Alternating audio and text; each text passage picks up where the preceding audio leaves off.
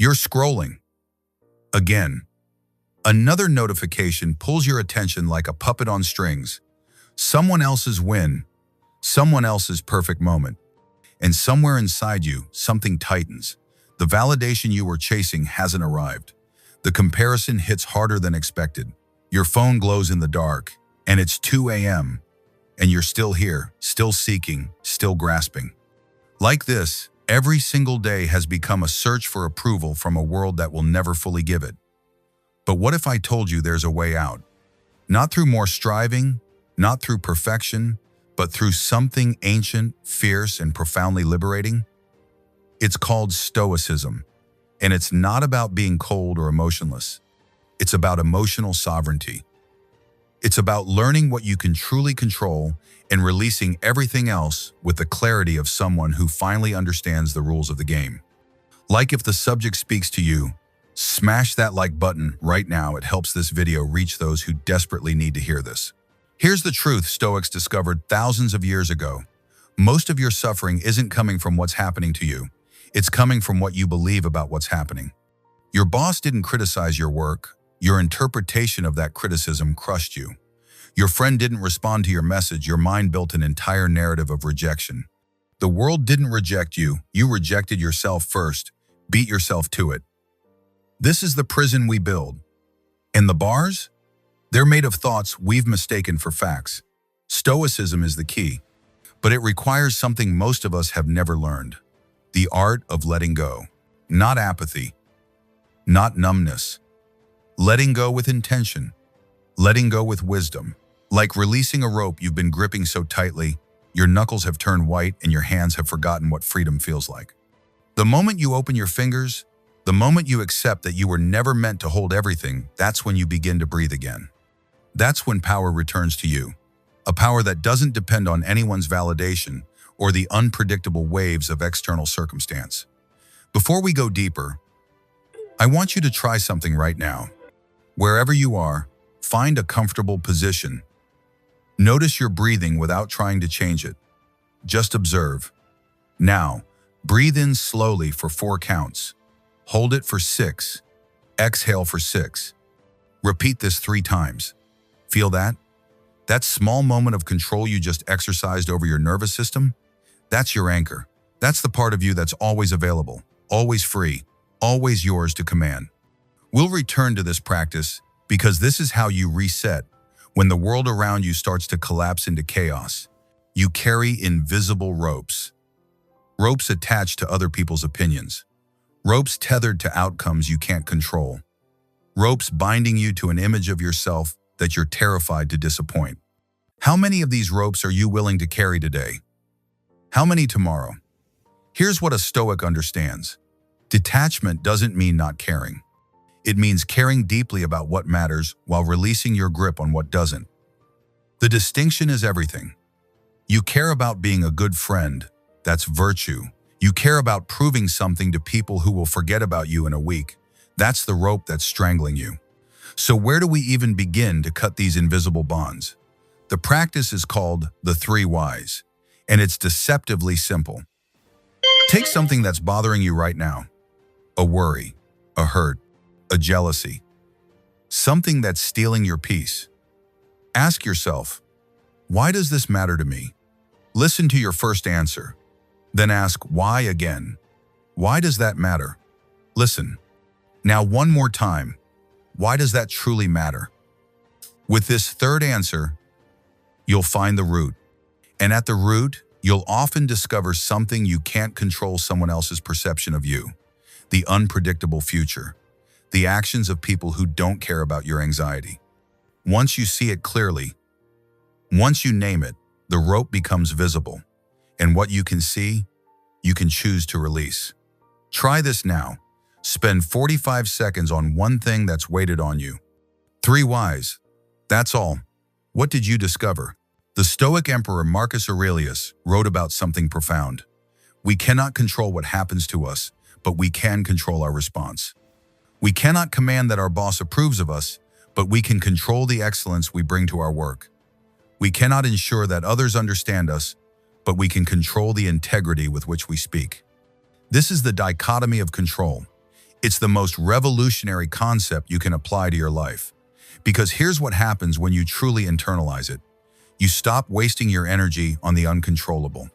You stop twisting yourself into shapes, trying to win people who were never going to support you anyway. You redirect all that energy, that massive, beautiful, unused energy toward what's actually yours to shape. Your discipline, your character, your choices, your presence. This is where your real power lives. But there's more. Beyond control lies something equally important, your perception. Two people experience the exact same event, and one is devastated while the other finds it liberating. Not because they're different people, but because they've chosen different interpretations. You've felt this. You've seen it. The same feedback that crushes one person ignites another. The same loss that breaks one person teaches another. The Stoics taught that your judgment about reality isn't reality itself. It's a choice. And if judgment is a choice, then you can choose differently. You can choose to see obstacles as information instead of defeat. You can choose to see rejection as redirection instead of confirmation that you're not enough. You can choose. That power was always yours. This is where the journal comes in. Get something to write with. Take 3 minutes. Draw a line down the middle of a page. On the left side, write down a rope you're holding, something you need to release. On the right side, write 2 things: the cost of holding this rope and what becomes possible the moment you let it go. Not what others will think. What becomes possible for you? Your peace, your energy, your self-respect, your ability to move forward. Write it down, see it, because what we make visible, we make changeable. Now I want you to imagine something with me. Picture a kite.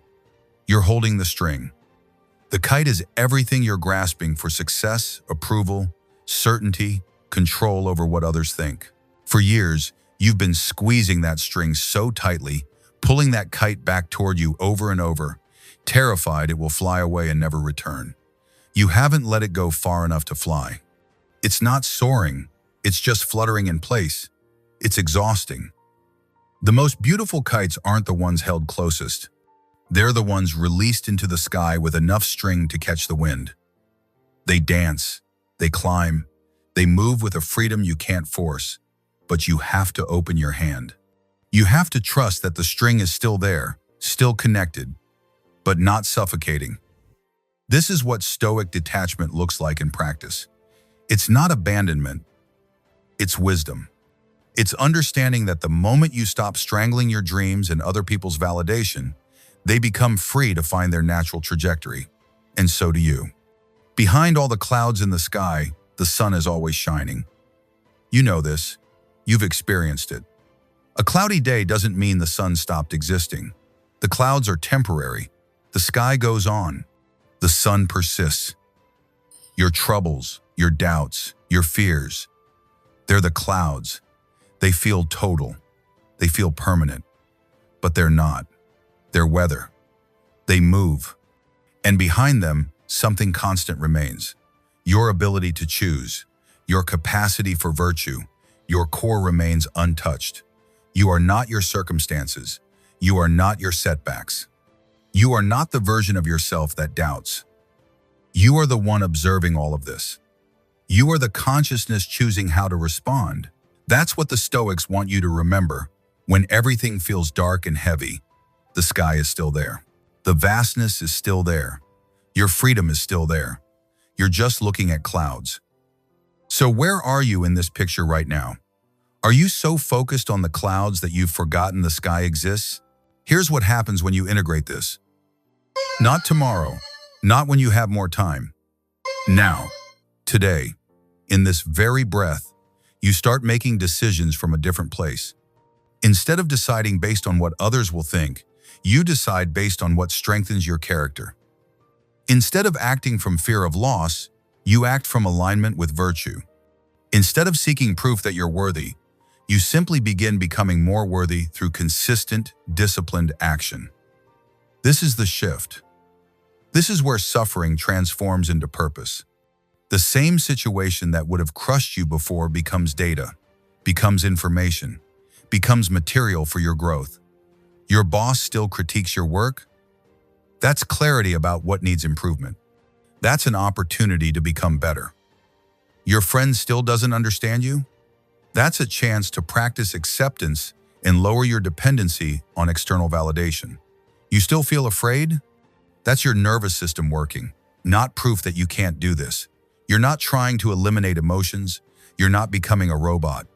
You're becoming someone who feels deeply but acts wisely, someone who acknowledges the fear and chooses courage anyway, someone who experiences disappointment and chooses to learn anyway. This is strength. This is virtue. This is the human being you're capable of becoming, and the pathway there isn't long. It's right here. It starts with releasing one rope at a time. It starts with accepting that some things aren't yours to control. It starts with choosing your response deliberately instead of letting your patterns choose for you.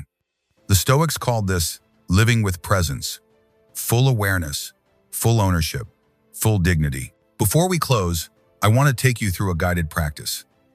Something you can return to whenever you feel the weight of the world pressing down. This will take just 2 minutes. Find somewhere quiet if you can, or just pause everything for a moment. Let your shoulders drop away from your ears. Notice how much tension you're holding without even realizing it. Now, breathe with intention. Inhale for 4, hold for 6, exhale for 6. Do this 3 times. As you breathe, I want you to mentally review your day, not judging it, just observing. What happened that was outside your control? Your partner said something hurtful. Your plan changed. Someone didn't respond how you hoped. Acknowledge it, feel it if you need to. Then deliberately decide, I cannot control that event, but I can control my response. I cannot control their words, but I can control whether I internalize them as truth about who I am. I cannot control the outcome, but I can control the character I bring to it. With each conscious breath, feel that distinction settling into your bones. Control and non-control. Separating. Clarity returning. You are not responsible for the storm. You are only responsible for how you navigate it, and you're more capable than you know. Open your eyes when you're ready. That moment you just experienced, that's always available to you. Return to it whenever you need to reset. The truth you came here to find is this. Your peace was never dependent on someone else fixing themselves. Your worth was never dependent on their approval. Your future was never dependent on whether they understood you. You've been holding ropes that were never yours to carry. And the act of letting them go, not callously, but wisely, with compassion for yourself for ever thinking you needed to hold them, that's where your freedom begins. This isn't about becoming indifferent to everything. It's about becoming fiercely protective of your inner calm. It's about deciding that your emotional sovereignty matters more than anyone else's opinion of you. It's about embracing the Stoic truth. You have one life to live, one consciousness to inhabit, one opportunity to become the person you're capable of being. Will you spend it grasping for ropes, or will you spend it flying? The Stoic reset isn't something that happens in 27 minutes. It's something that happens in a choice, and then another choice, and then another. Each time you catch yourself grasping and you deliberately release, each time you remember that the clouds will pass, each time you choose virtue over validation. That's the reset. That's the evolution. Write "I am unique" in the comments and tell me one rope you're letting go of today. What are you releasing? What burden are you finally putting down? Subscribe for Stoic exercises every single week. This is how we rewire together, how we remember together, how we reclaim our power together. And we X-Town, Stoic X-Time. Your transformation starts now.